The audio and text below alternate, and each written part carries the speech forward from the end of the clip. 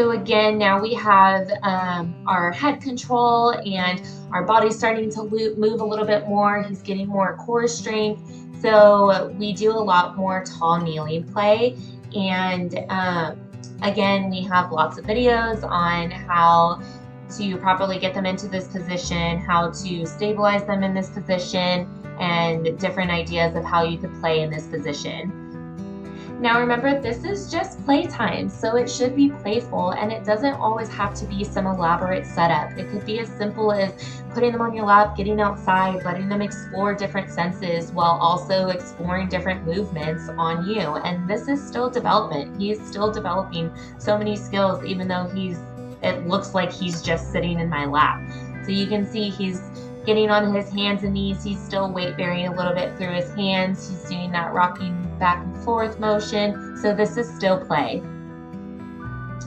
So our oromotor play is getting a little bit more advanced now. Instead of just chewing on teethers, you notice that your little one is putting their teethers always in the center of their mouth. Try helping guide it to the side of their mouth so that we can start to facilitate that chew.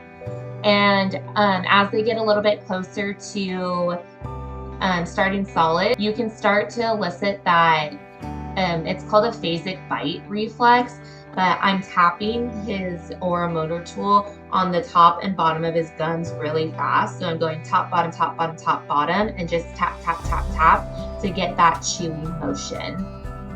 And then since we will be starting solid soon, we do a lot of play in our high chair just to get used to it and work on strengthening those muscles that we need in order to be able to sit upright for starting solids.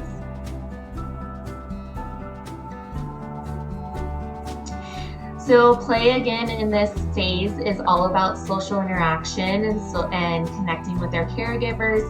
So you want to get a lot of face-to-face play time, sing songs together, and just have fun. Do what you got to do to get those little giggles. That's a form of communication, actually. So getting those smiles, getting those giggles, those are all part of communication at this age. So do what you got to do to get them, and keep it playful, keep it fun. Head, nose, head, shoulders, knees and toes, knees and toes. Faster. Head, shoulders, knees and toes, knees and toes. Shoulders, knees and toes, knees and toes. Hey. Go get daddy. Oh boy. Go get daddy. Hey. Yeah. Hi!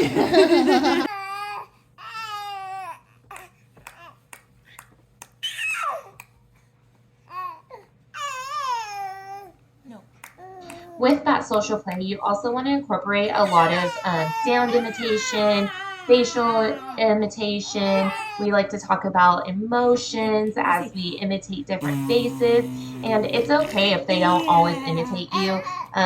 Take what they're doing and go with it. And so if you're trying to get them to imitate a mad face and they're not, but they make a sound that is similar to what you're making, acknowledge it and praise them for it and imitate them back. And get those imitation back and forth going. Mad face. Mad face. Getting in front of a mirror for this type of play is also great so that they get that visual feedback from themselves of the faces that they're trying to imitate or the sounds that they're trying to imitate. And again, it's okay if they're not imitating you perfectly. You're just playing. So acknowledge what they're doing and try to imitate them back, even if they're not exactly imitating you, and keep that engagement going with the back and forth. So I wanted to show this clip again because this is actually a really cool fine motor skill development that he's showing here. So before we were working on the back of reaching in the midline and bringing our hands together in midline, and that's going to translate to passing an item from one hand to the next. So you can see he does it in this video back and forth a couple times with that tube.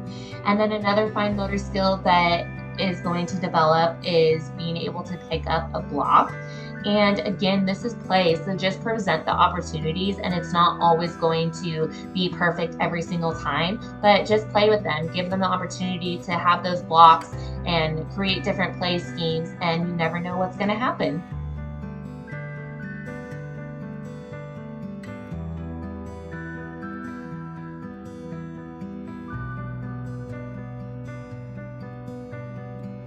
Last but not least, we have one of my favorite play activities, which is exploring.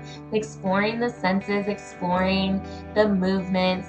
So even if you're out and about, like, this can still be considered play. So don't feel bad if you have multiple kids or if you feel like you're always out running errands. Like, this is play too. Yes, it's important to play on the floor, but this can be considered play too. Look at all of the exploration that he's getting in right now with all the different senses. So this can be considered play as well.